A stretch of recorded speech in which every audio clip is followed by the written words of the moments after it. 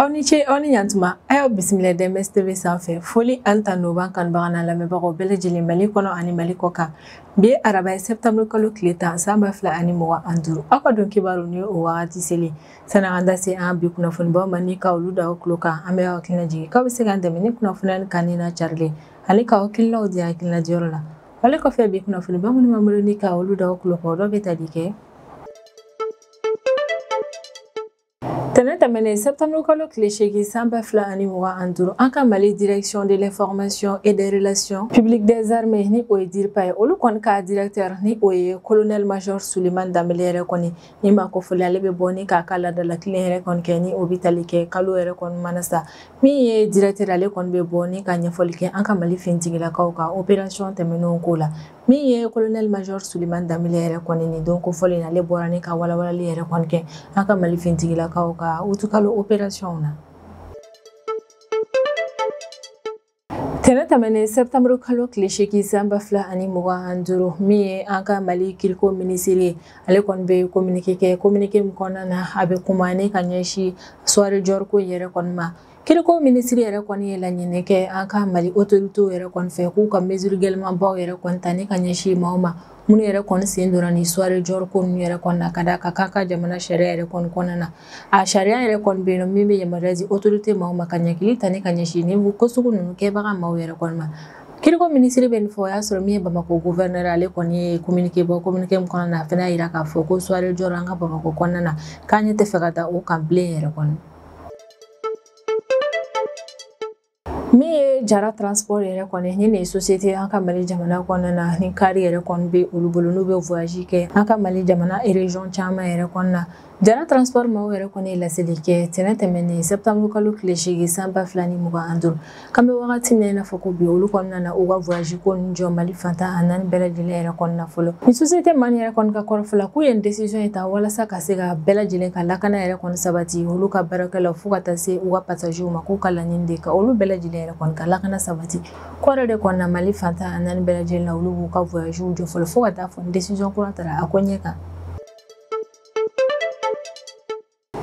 tɛmɛnen septembre kalo tile 8 san 2025 Côte d'Ivoire conseil constitutionnel maaw yɛrɛ kɔni bɔra ni ka u ka kalata candidat maaw yɛrɛ kɔni tɔgɔ fɔ a yirala k'a fɔ ko maa 60 olu de taara u ka candidature yɛrɛ kɔni déposé Côte d'Ivoire kalata nata ko in yɛrɛ kɔni na ko maa 60 yɛrɛ kɔni na maa 5 dɔrɔn yɛrɛ de kɔni taara ni ka olu yɛrɛ kɔni kɛ candidat ye ko maa 5 yɛrɛ kɔni na Laurent Gbagbo ale Tidjane Thiam olu si yɛrɛ kɔni tɔgɔ ma ye Côte d'Ivoire kalata lisi candidat yɛrɛ kɔni na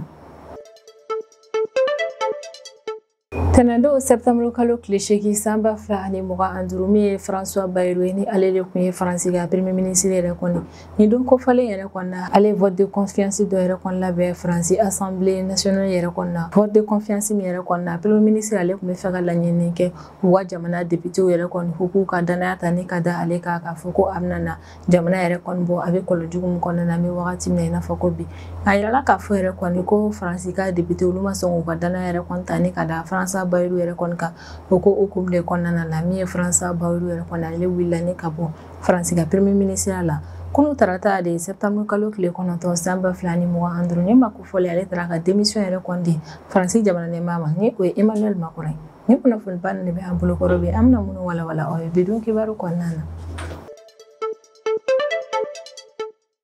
tɛmɛnen septembre kalo tile 8 san 2025 an ka Mali direction de l'information et des relations publiques des armées ni o ye DIRPA yɛrɛ kɔni olu ka directeur ni o ye colonel major Suleiman Danbele yɛrɛ kɔni ye ni ma ko fɔlen ale kɔni an ka jamana kunnafonidilaw yɛrɛ kɔni wele i n'a fɔ ladala ko yɛrɛ kɔni walasa ka fɛrɛlatigɛ yɛrɛ kɔni don tɛmɛnenw na an ka Mali fintigilakaw ye opération min yɛrɛ kɔni kɛ ka se ka i da se o bilan yɛrɛ kɔni ma DIRPA directeur ale kɔni bɛ ni ɲɔgɔn ye min labɛn an ka jamana kɔnɔna na kalo yɛrɛ kɔni ɲɔgɔn ye yɛrɛ kɔni senfɛ a bɛ kuma jɛlenya yɛrɛ kɔni kɔnɔna na ne ka an ka Mali fintigilakaw ka opération walawala jamana kɔnɔdenw ye colonel major Suleiman Danbele yɛrɛ kɔni ka kɔrɔfɔla ko Mali ale ni a jɛɲɔgɔn AES jamanaw ni o ye Burkina Faso ale ni Niger yɛrɛ kɔni kan bɛ wagati min na i n'a fɔ ko bi olu yɛrɛ kɔni bɛ ka jugu dɔ de kɛlɛ min ye a ka ko kɛcogo falen kan bɛ wagati min na i n'a fɔ ko bi jugu olu kɔni b'u ka binkani walew kɛ ni ka ɲɛsin jamana ka sɔrɔ siraw ale ni jamana kɔnɔdenw de ma o yɛrɛ de kɔni na k'u y'u ka ko kɛcogo falen ka d'a kan fɔlɔ u kun b'u ka walejugu kɛ ni ka ɲɛsin finitigiw de ma. Colonel Major Sulemani Danbele yɛrɛ kɔni ka kɔrɔfɔla k'an bɛ wagati min na i n'a fɔ ko bi ko AES jamanaw yɛrɛ kɔni jugu olu ka drone utiliser bɛ ka caya ko bombe artisanale fana utiliser bɛ ka caya u fɛ kosɛbɛ. Jamana ka infrastructure u bɛ ka tiɲɛniw ta ne ka don olu la. Binkani wale u bɛ ka o kɛ k'o caya ne ka ɲɛsin jamana kɔnɔdenw ma hali n'u bɛ ka dɔw yɛrɛ kɔni jagoya minɛ ne ka taa n'u ye ka olu kɛ otage yɛrɛ kɔni.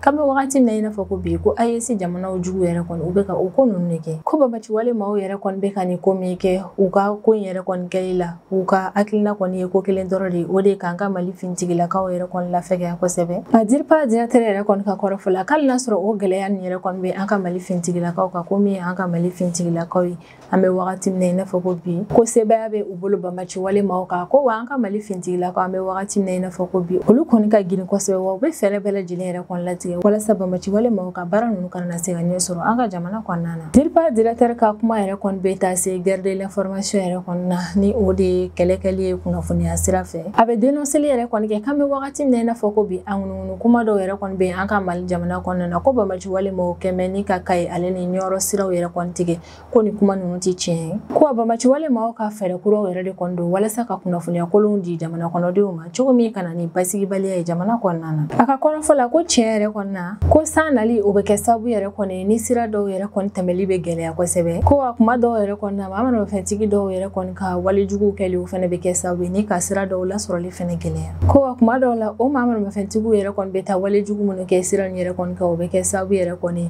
ni population yɛrɛ kɔni tɛmɛli o yɔrɔ la o bɛ gɛlɛya kosɛbɛ ka n'a kan n'i y'a jateminɛ fɛnɛ Mali jamana yɛrɛ kɔni ka bon kosɛbɛ. A ka kɔrɔfɔ yɛrɛ kɔni na ko jugu donni yɛrɛ kɔni jamana kɔnɔdenw cɛla ni ka taa siraw yɛrɛ kɔni tigɛ mɔgɔw la ko ninnu ti mɛn a ti tɛmɛ ka bɔ miniti 20 na ka taa se miniti 30 dɔrɔn yɛrɛ kɔni ma ko n'a bɔra o yɛrɛ kɔni na Bamaci wale ninnu tɛ se ka taa sira tigɛ jamana kɔnɔdenw na ka mɛn. Min ye an ka jamana institution yɛrɛ kɔni ka giriya ko ta fanfɛla yɛrɛ kɔni Colonel Major Sulemani Danbele ale kɔni bɛ i da se coup d'état min kɛra an ka jamana kɔnɔna na wagati tɛmɛnenw na. DIRPA directeur a ka kɔrɔfɔ la ko maa o maa e kɔni mana ko kɛ jamana kɔnɔna na min kɛ kun de ye walasa ka na ni basigibaliya ye an ka Mali jamana yɛrɛ kɔni kɔnɔna na k'i ka dɔn k'a fɔ ko n'i minɛna o ko yɛrɛ kɔnɔna na k'i bɛ ɲanki togo jugu la. A ka kumakuncɛ kuma yɛrɛ kɔnɔna na a bɛ welemada kɛ ne ka ɲɛsin Mali jamana kɔnɔdenw bɛɛ lajɛlen yɛrɛ kɔni ma k'an ka fara ɲɔgɔn kan ka kɛ i n'a fɔ ko jamakulu kelen yɛrɛ kɔni walasa ka se ka an ka jamana yɛrɛ kɔni lafasa ni wagati gɛlɛn ninnu kɔnɔna na. DIRPA directeur ale ka dadala tilen yɛrɛ kɔni na a ye nin kumaba ninnu yɛrɛ de kɔni fɔ. A ka kɔrɔfɔ yɛrɛ kɔni na k'an bɛ wagati min na i n'a fɔ ko bi ko Bamaci wale maaw olu ka ko kɛcogo falen ka d'a kan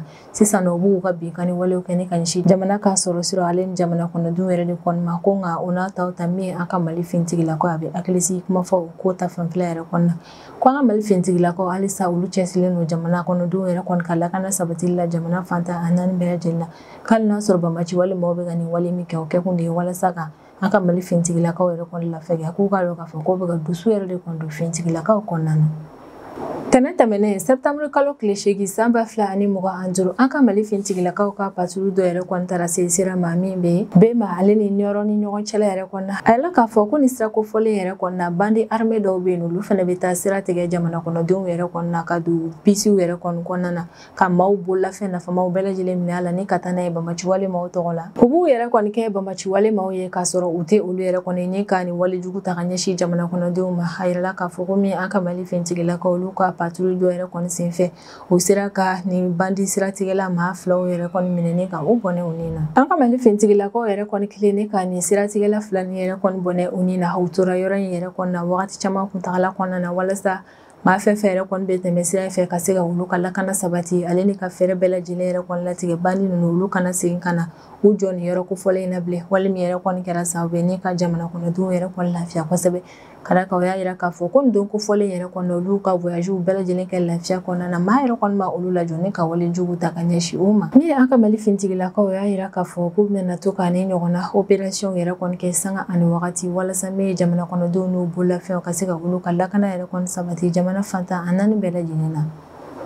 Tɛnɛ tɛmɛnen septembre kalo tile 8 san 2025 an ka Mali kiriko ministère maaw yɛrɛ kɔni bɛ communiqué min yɛrɛ kɔni kɔnɔna na u bɛ laɲini kɛ an ka jamana autorités yɛrɛ kɔni fɛ ko maa o maa yɛrɛ kɔni bɛ soirée jɔyɔrɔ in labɛn ale ni maa minnu b'u sen don ni soirée kofɔlen yɛrɛ kɔni na ko ka mesure gɛlɛman baw ta ni ka ɲɛsin o maa ninnu ma. Kiriko minisiri ka kɔrɔfɔ la ka communiqué yɛrɛ kɔni kɔnɔna na ko soirée jɔr ko min bɛ sen na an ka Mali jamana yɛrɛ kɔni kɔnɔna na ko tɛ ale yɛrɛ kɔni fɛla ko ye ko waati jɛna ye an ka Mali jamana kɔnɔna na. Soirée jɔr ale kɔni kun ye sanga sɔrɔ wagati laban in na an ka Mali jamana yɛrɛ kɔni kɔnɔna na ni ne ye ɲɛnajɛ min yɛrɛ kɔnɔna na an ka jamana sifinnaka musow olu yɛrɛ kɔni bɛ finiw don ni ka dɔnlankolow kɛ ka o jaw yɛrɛ kɔni ta ni ka acari bɔlɔsiraw yɛrɛ kɔni kan. Maa caman bɔra ni ka kuma ni soirée kofɔlen yɛrɛ kɔni kan. O y'a yira k'a fɔ k'an ka nin sifinnaka musow bɛ ka nin dɔnlankolo min kɛ vidéo nin yɛrɛ kɔnɔna ko tɛ an ka jamana danbe ye. O yɛrɛ de kɔnɔna min ye an ka autorité maaw ye u ye fɛɛrɛ yɛrɛ kɔni latigɛ ko ni ɲɔgɔnna kolankolow yɛrɛ kɔni ja kana na ta ni ka fili an ka bɔlɔsiraw kan bilen. Kiriko minisiri ni o ye Mamadu Kasonge yɛrɛ kɔni a ka kɔrɔfɔla yɛrɛ kɔni k'ale jɔrɔlen don an bɛ wagati min na i n'a fɔ ko bi ka da kan ko wagati laban yɛrɛ kɔni a bɛ ka vidéo kuntan dɔw yɛrɛ kɔni an ka bɔlɔsiraw kan. Vidéo minnu yɛrɛ kɔni kɔnɔna na i bɛ an ka jamana ni sifinnaka muso ni yɛrɛ kɔni u bɛ ka ko dɔw yɛrɛ kɔni kɛ vidéo ninnu kɔnɔna na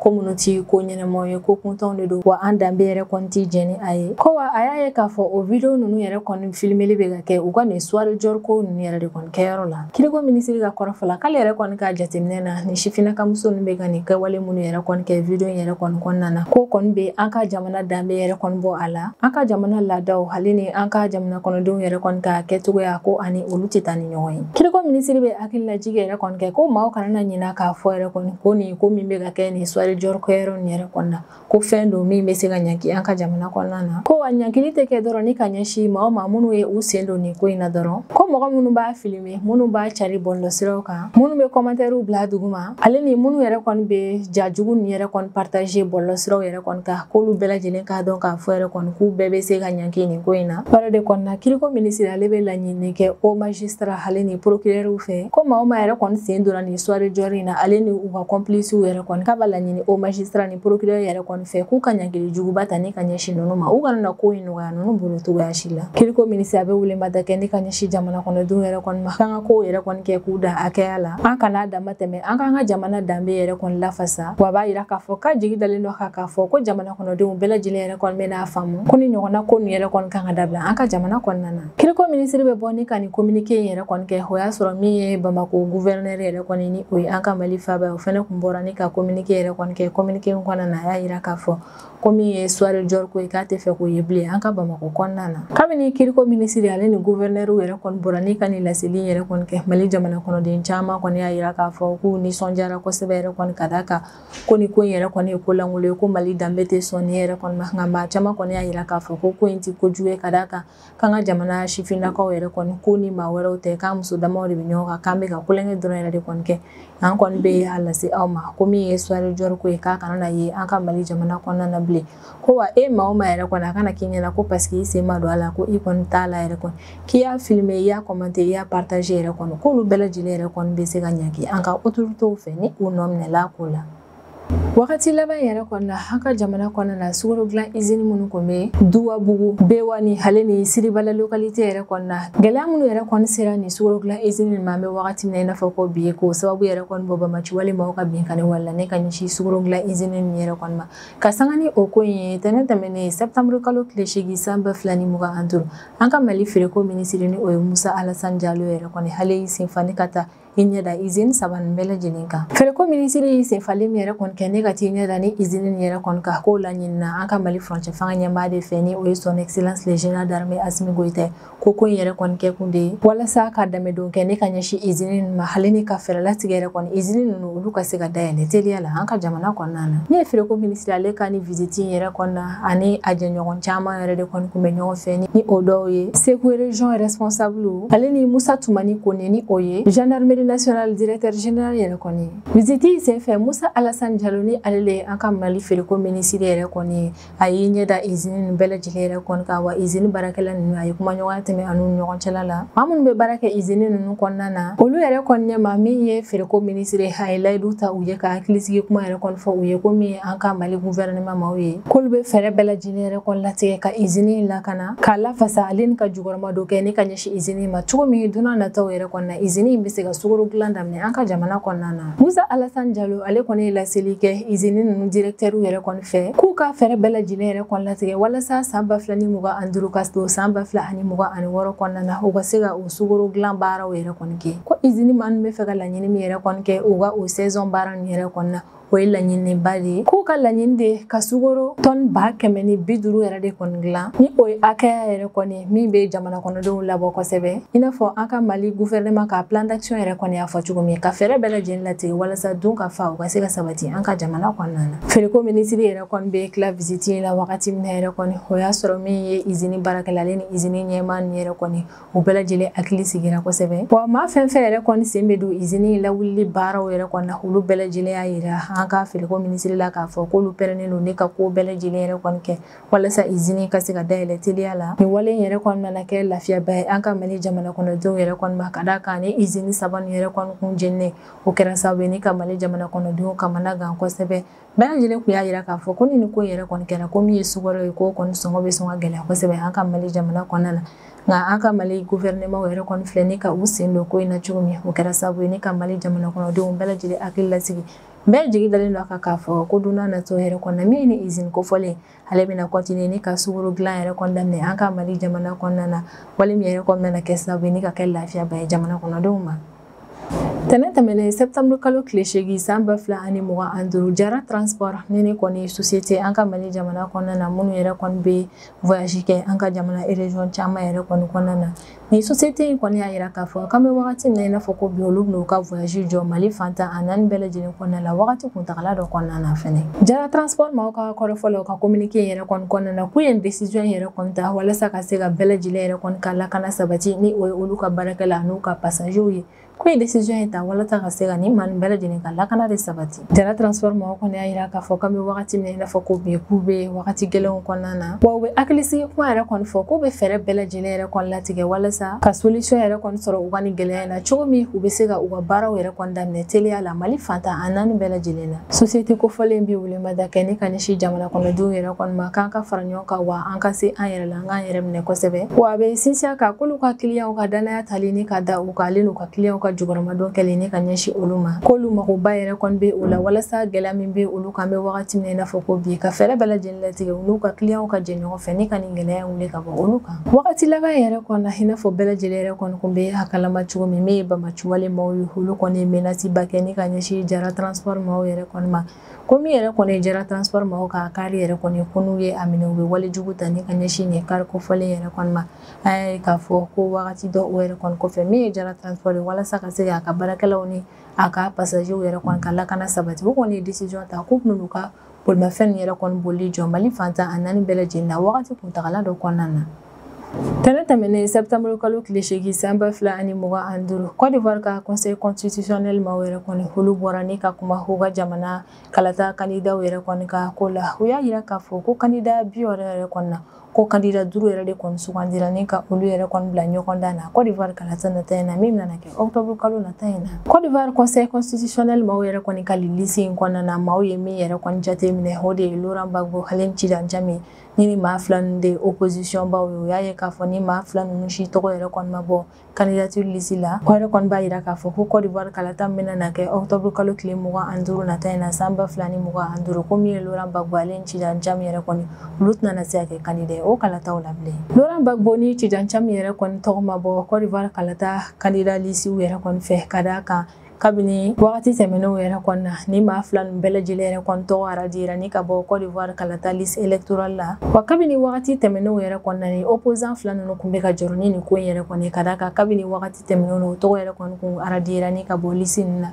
nka u seginna ko kura ye ni ka taa u ka candidature yɛrɛ kɔni déposé an y'a ye k'a fɔ ko kura yɛrɛ kɔni Côte d'Ivoire conseil constitutionnel maaw ye a fila ninnu yɛrɛ kɔni tɔgɔ gɛn ka bɔ candidatw cɛ la Côte d'Ivoire ka conseil constitutionnel président ni o ye Chantal Nana Ba Camara yɛrɛ kɔni ye ale bɛ hakili jigi yɛrɛ kɔni kɛ a ka kumaw yɛrɛ kɔni kɔnɔna na ko sanga ani wagati Côte d'Ivoire conseil constitutionnel yɛrɛ kɔni ni maa nana i ka candidature yɛrɛ kɔni déposé kalata baaraw la k'olu bɛ fɛn dɔ yɛrɛ kɔni wajibiya o de ye maa min yɛrɛ kɔni nana a ka candidature yɛrɛ kɔni déposé a ka situation ko lahalaya n'a sɔrɔ condition minnu yɛrɛ kɔni fɔli walasa i ka se k'i ka candidature déposé n'i bɛ o condition ninnu bɛɛ lajɛlen dafa k'olu bɛ o ko in wajibiya kosɛbɛ min ye Laurent Gbagbo ye ale kɔni tɔgɔ gɛnna ni ka bɔ Côte d'Ivoire kalata candidat yɛrɛ kɔni cɛ la ka d'a kan condamnation dɔ yɛrɛ kɔni bɛ ale ka kiiribulon dɔ kɔnɔna na min ye Cidan Jame yɛrɛ kɔni ye kabini avril kalo tɛmɛnen ale kɔni fɛnɛ tɔgɔ gɛnna ni ka bɔ Côte d'Ivoire kalata candidat yɛrɛ kɔni cɛ la ale ka problème yɛrɛ kɔni kɛra nationalité ko fanfɛla de ye. Kabini Côte d'Ivoire conseil constitutionnel ma yɛrɛ kɔni bɔra ni ka candidat yɛrɛ kɔni ka lisiw yɛrɛ kɔni tɔgɔ fɔ. Olu yɛrɛ kɔni tilali u ka kuma fɔ la min ye Tijan Cham ye ale kɔni fɛnɛ bɔra ni ka communiqué yɛrɛ kɔni kɛ. Tijan Cham ka communiqué kɔnɔna na a y'a yira k'a fɔ k'olu Côte d'Ivoire jamana kɔnɔdenw yɛrɛ kɔni kun jigi dalen don a kan k'a fɔ ko min ye u ka jamana conseil constitutionnel ma ye k'olu kun jigi dalen don a kan k'a fɔ ko ni maa nin yɛrɛ kɔni nana olu ka hakɛw yɛrɛ kɔni segin u ma ko u kun jigi dalen don a kan k'a fɔ ko Côte d'Ivoire conseil constitutionnel ma bɛna fɛɛrɛ bɛɛ lajɛlen yɛrɛ kɔni latigɛ walasa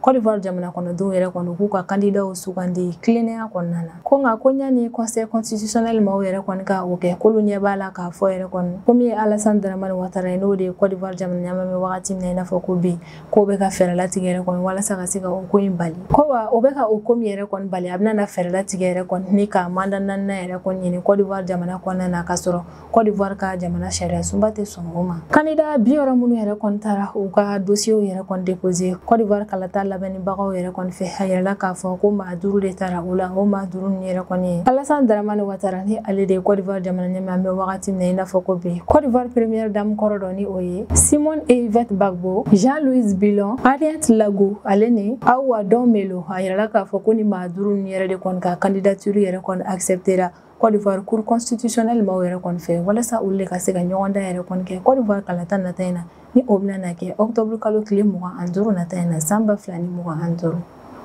walasa ka dansigi an ka bidon kibaru la an bɛ taa Faransi jamana kɔnɔna na François Bayrou ni ale de kun ye Faransi premier ministre yɛrɛ kɔni ale ka gouvernement dafirila tɛnɛn tɛmɛnen septembre kalo tile 8 san 2025 Faransi Assemblée nationale ma yɛrɛ kɔni fɛ ko nin don kofɔlen yɛrɛ kɔni na François Bayrou ale kun ye vote de confiance dɔ yɛrɛ kɔni labɛn Faransi Assemblée nationale yɛrɛ kɔnɔ ni o vote de confiance yɛrɛ kɔnɔ a kun bɛ ka laɲini kɛ Faransi député yɛrɛ kɔni fɛ k'u ka danaya ta ni ka da ale yɛrɛ kɔni kan ka sanga ni a ka plan budgétaire yɛrɛ kɔni nka min ye Assemblée nationale ma ye a yɛrɛla k'a fɔ ko maa caman yɛrɛ kɔni y'a yira k'a fɔ k'u t'u ka danaya ta ni ka da François Bayrou kan o de kɛra sababu ye ni ka nin maa kofɔlen yɛrɛ kɔni ka gouvernement dafiri ko kabini Faransi yɛrɛ kɔni donna a ka république 5nan kɔnɔna na ni kun ye a siɲɛ fɔlɔ yɛrɛ de kɔni premier ministre ka gouvernement yɛrɛ kɔni ka dafiri ka o dabɔ vote de confiance la min ye François Bayrou yɛrɛ kɔni ale sugandira ni ka kɛ Faransi premier ministre ye san 2024 décembre kalo yɛrɛ de kɔnɔna an b'a ye k'a fɔ san 2025 septembre kalo yɛrɛ kɔnɔna ni ye ale tali ye ni ka bɔ premier ministre a jɔyɔrɔ la ko vote yɛrɛ kɔnɔna député 573 yɛrɛ de kɔni kun bɛ yen nɔ ko député 573 yɛrɛ kɔnɔna député 364 olu bɛɛ lajɛlen y'a yira k'a fɔ k'u t'u ka danaya da François Bayrou kan député 194 olu de y'a yira k'a fɔ k'u b'u ka danaya ta ka da François Bayrou kan ni plan budgétaire yɛrɛ kɔni kan min ye député 15 olu kɔni ye u yɛrɛ minɛ vote yɛrɛ kɔni ma o y'a yira k'a fɔ k'u tɛna na u sen don ni vote ko in na min ye François Bayrou yɛrɛ kɔni kunu tarata de septembre kalo tile 9 san 2025 ale kɔni taara ka lettre de démission di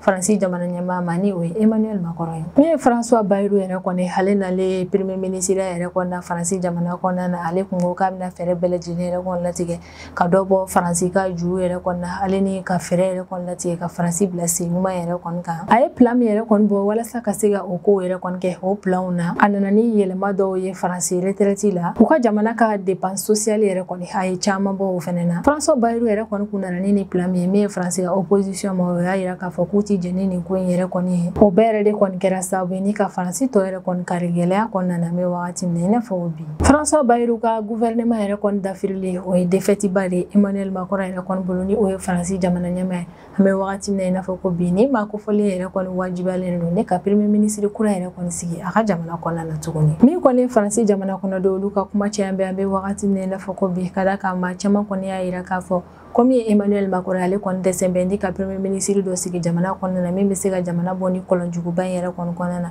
ka da kan ko kabini Emmanuel Macron yɛrɛ kɔnɔna na fanga la fo ka na se an bɛ wagati min na i n'a fɔ ko bi ko premier ministre caman yɛrɛ kɔnɔna na gouvernement in kɔnɔna na ko wa a si ma se ka Faransi yɛrɛ kɔni bɔ ni kɔlɔnjugu in kɔnɔna na o de la opposition maa dɔw yɛrɛ kɔni fɛnɛ bɛ ka laɲini kɛ ko problème yɛrɛ kɔni min ye ko Emmanuel Macron ko premier ministre tɛ ko de la k'u ka fɛɛrɛ latigɛ Emmanuel Macron yɛrɛ de ka wuli ni ka bɔ Faransi jamana ɲɛmaaya la min kɔni Emmanuel Macron kabini wagati jan ale kɔni y'a yira k'a fɔ k'ale nana fanga yɛrɛ kɔnɔ ko wa ni ale taalen ni ka bɔ Faransi jamana ɲɛmaaya la ko fo san 2027 wagati kofɔlen min na n'a ka fanga yɛrɛ kɔni kun bɛ cɛ ni ne bɛ dan sigi an ka bidon kibaru la an b'an kanubaga n'a lamɛnbagaw bɛɛ lajɛlen fo Mali kɔnɔ ani Mali kɔ kan an bɛ aw hakilina jigin k'aw bɛ se k'an dɛmɛ ni kunnafoniya ni kanni na carili ani k'aw hakilinaw di hakilina jɔyɔrɔ la wale ko fe amba fo ene ko o kambe a ɲɔgɔnna wɛrɛ ma